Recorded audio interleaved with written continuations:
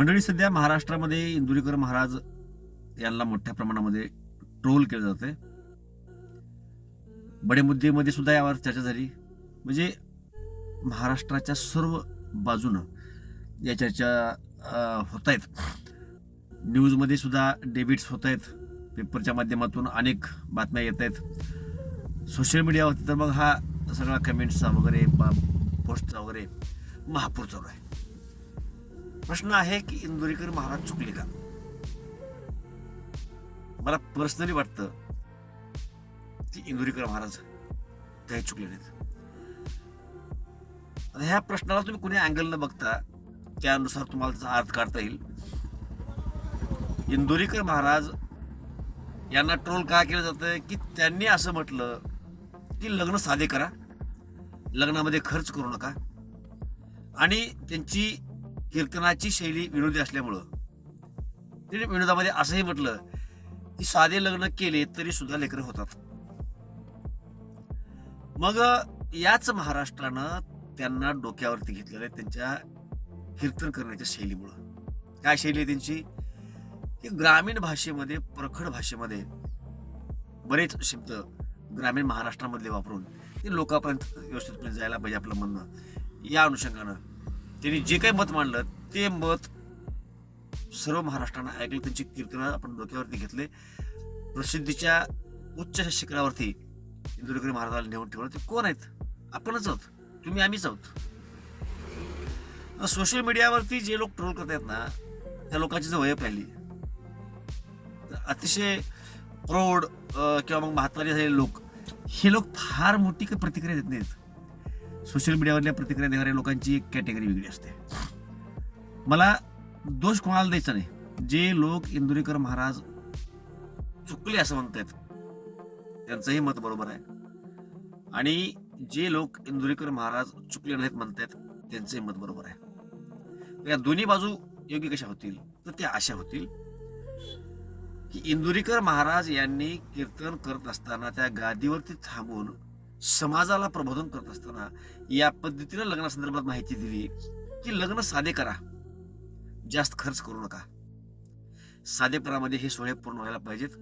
तुम्ही आम्ही शेतकरी आहोत, कष्ट करतो आणि सगळा पैसा आपण लग्नामध्ये घालतो, ह्या धामधुमीमध्ये घालतो. मोठे मोठे सोहळे करायचे, त्यामध्ये वेस्टेज खर्च घालायचा. मोठे लग्न करायचे, त्यामध्ये वेस्टेज खर्च घालायचा. आहेर, उपचार, जेवण, खाणं, बँड बाजा, ह्यो त्यो, यामध्ये जो वेस्टेज खर्च होतो तो वेस्टेज खर्च तुम्ही करू नका. का? तर ते केल्याच्या नंतर लग्न होऊन जातं, सोहळा पूर्ण होऊन जातो, आणि एक 4-8 दिवसानंतर त्या वडला, जे काही वडील आहेत त्या मुलीचे, तिच्या डोक्यामध्ये ह्या सगळ्या गोष्टीचे पण चक्र फेडा चालू होतात. नाही, कर्ज कसं फेडावं. म्हणजे जर हे सगळे सोहळे केल्यामुळे जर कर्ज होणार असेल तर साधेपणा करा, असा आज त्याचा अर्थ घेतला पाहिजे, असं माझं मत आहे. त्या लोकांचं काम आहे तुम्हाला समाजाला प्रबोधन करणं, योग्य दिशा दाखवणं. तुम्हाला जर त्यांनी म्हणले असतील की तुम्ही साधेपणानं लग्न करा, तर इंदुरीकर महाराजांनी सुद्धा काही भव्य दिव्य लग्न केलेलं नाहीये. साधेपणाच आहे. साधेपणाला कशा म्हणायचा? साधेपणा म्हणजे 4 माणसं बोलून घ्यायची, बँड लावायचं नाही, कपडे कसले फाटके लावायचे, म्हणजे साधेपणा आहे का? साधेपणा म्हणजे काय? त्यांच्या लग्नामध्ये, त्यांच्या कार्यक्रमामध्ये जे जेवणाला वाढणारी वाढपी होते ते महाराजाच्या पोशाखामध्ये होते. बहुतांश तुम्हाला महाराष्ट्रामध्ये चित्र दिसत नाही. त्यांनी ते वेगळे पण दाखवलं. त्यांच्या लग्नाच्या जर आपण बारकाईने सगळ्या गोष्टी बघितल्या तर आपल्या लक्षामध्ये येईल ना की त्यांनी साधेपणाच केलंय. तुम्हाला धामधूम का वाटतीये की त्यावर खर्च झाला? त्याची कुवत आहे, त्याच्याकडे लाखो रुपये आहेत, त्याच्या कुवतेप्रमाणे त्यांनी खर्च केला. त्यांनी केला म्हणून तुम्ही करा अशातला भाग नाही ना. असंही हा डायलॉग काय प्रत्येकासाठी लागू नसतो, किंवा कीर्तनामधली प्रत्येक गोष्ट प्रत्येकासाठी लागू नसते. ज्या वेळेला ते श्रीमंतासाठी बोलतात त्यावेळेला त्या गोष्टी श्रीमंतालाच फक्त लागू होतात, गरीबाला लागू होत नाहीत. त्यामुळे एक गोष्ट समाजातल्या प्रत्येक स्थळाला लागू होते अशातला भाग नाही. साधेपणानं लग्न करा ही संकल्पना ज्यांना घेतल्याच्या नंतर, स्वीकारल्याच्या नंतर फायदा, आर्थिक फायदा होणार आहे, तुमच्यावर कर्ज होणार नाही, अशा लोकांनी ती घ्यायची आहे. ज्यांच्याकडे मुबलक पैसा आहे त्या लोकांनी 4 पैसे खर्चले तर अडचण नाही, असं मला स्पष्टपणे वाटतं. बाकी राहिला विषय, साधू संतांनी त्याच्या बोलण्यामध्ये, त्याच्या वागण्यामध्ये साम्य असायला पाहिजे. बिलकुल असायला पाहिजे. पण इंदुरीकर महाराज काही साधू संत नाहीत, ते कीर्तनकार आहेत.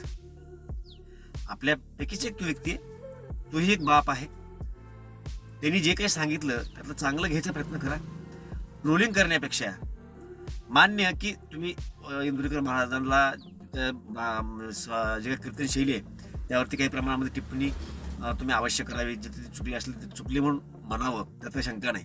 परंतु काही कार्यक्रम असतील तर ते कार्यक्रम करत असताना बाप म्हणून त्यांनी जे काही आपल्या इच्छा आकांक्षा आहेत किंवा त्या मुलीच्या काही इच्छा आकांक्षा आहेत ते पूर्ण करण्यासाठी त्याला जे करावं वाटलं त्यांनी ते केलेलं आहे. बाप म्हणून, कीर्तनकार म्हणून तुम्हाला आम्हाला ते प्रबोधन करत असतील, ते प्रबोधन वेगळं हे वेगळं असं जरी म्हणता येत नसलं तरी ते वेगळं असतं.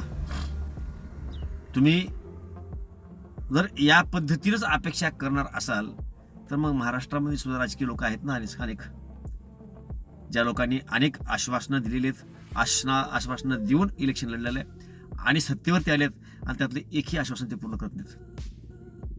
त्यांना मात्र एवढ्या मोठ्या प्रमाणात ट्रोल केलं जात नाही. त्यामुळे मला वाटतं चुकीचं आहे. जे असे कीर्तनकार लोक आहेत त्या लोकांच्या वागण्या आणि बोलण्यामध्ये कमीत कमी अंतर असलं पाहिजे, त्याचा वेळ लागला पाहिजे, हे मान्य. परंतु प्रत्येक वेळा ते व्हायला पाहिजे अशातला भाग नाही.